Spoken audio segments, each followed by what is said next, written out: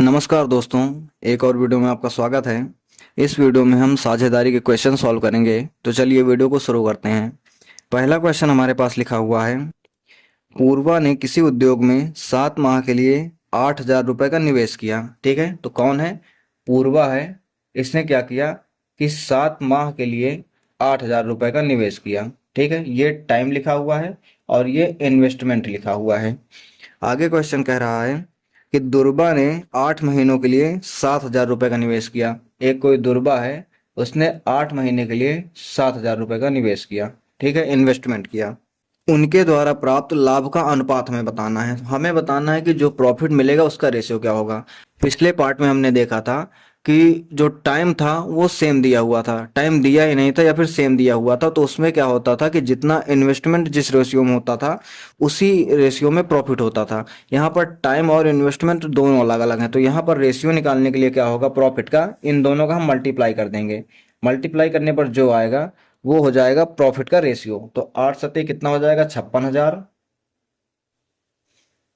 और ये भी कितना हो जाएगा, 8 सत्ते 56,000। ये हो जाता है हमारा प्रॉफिट। अब अगर हम इसका रेशियो निकालें तो देखो दोनों इक्वल हैं, तो इसका कैंसिल हो जाएंगे और इनका रेशियो कितना आ जाएगा, 1:1। तो जो कौन कौन दो लोग हैं, पूर्वा है और दुर्बा है, इन दोनों को जो प्रॉफिट मिलेगा वो 1:1 में डिवाइड होगा। ये इस क्वेश्चन का आंसर हो जाएगा। नेक्स्ट क्वेश्चन देखते हैं। लिखा हुआ है, ए, बी और सी कोई व्यवसाय शुरू करते हैं। वे क्रमशः 6 महीने, 12 महीने और 14 महीने के लिए साझेदारी करते हैं। ये इनका टाइम दिया हुआ है। ठीक है, यानी कि ए है, बी है और सी है। ये क्रमशः कितने कितने महीनों के लिए, ये तीनों क्रमशः 6 महीने के लिए, 12 महीने के लिए और 14 महीने के लिए इन्वेस्टमेंट करते हैं। ये क्या दिया हुआ है, टाइम दिया हुआ है। आगे क्वेश्चन कह रहा है कि यदि उनके लाभों का अनुपात 5:4:7 है, यानी कि प्रॉफिट जो होता है वो कितना दिया हुआ है, 5:4:7। ये जो है इसका प्रॉफिट का अनुपात दिया हुआ है।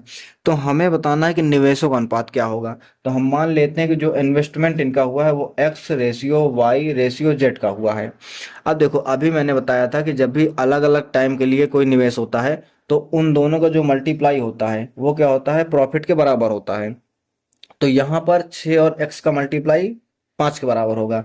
लेकिन हमें x की वैल्यू बतानी है। तो देखो यहाँ पर हो जाएगा 6x बराबर 5। तो x की वैल्यू क्या आ जाएगी, 5/6। ऐसे अगर हम सब में देखते हैं तो x ratio y ratio z, इनकी वैल्यू क्या हो जाएगी, इनकी वैल्यू हो जाएगी, x की वैल्यू क्या हो जाएगी, 6 जो है इधर नीचे आ जाएगा, यानी कि 5/6। वैसे ही 12 जो इसके नीचे आ जाएगा, 4/12।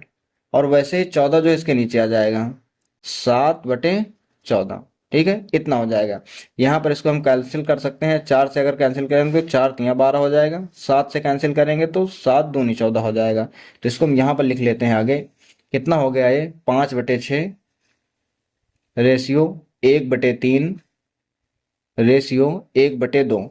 ये इनका तीनों का क्या हो गया कि निवेशों का रेशियो आ गया। अब यहाँ पर देखो इनका हर अलग अलग है, तो हर का हम एलसीएम लेते हैं। 2 का, 3 का और 6 का जो एलसीएम होता है वो 6 हो जाता है। तो उसी एलसीएम से हमें तीनों में मल्टीप्लाई कर देना है। यहाँ पर अगर हम 6 से मल्टीप्लाई करेंगे तो ये 6 कैंसिल हो जाएगा, ऊपर बचेगा केवल 5। यहाँ पर हम 6 से मल्टीप्लाई करेंगे, एक बार देख लेते हैं। 5/6 इंटू 6, ठीक है, रेशियो 1/3 इंटू 6। और ये कितना हो जाएगा, 1/2 इंटू 6। अब यहाँ पर 6 से 6 कैंसिल हो जाए, कितना बचेगा, 5 बचेगा। अनुपात 3 से 6 2 बार में जाएगा, अनुपात 2 से 6 3 बार में जाएगा। तो ये हमारा आंसर हो जाएगा, तीनों के निवेशों का अनुपात हो जाएगा।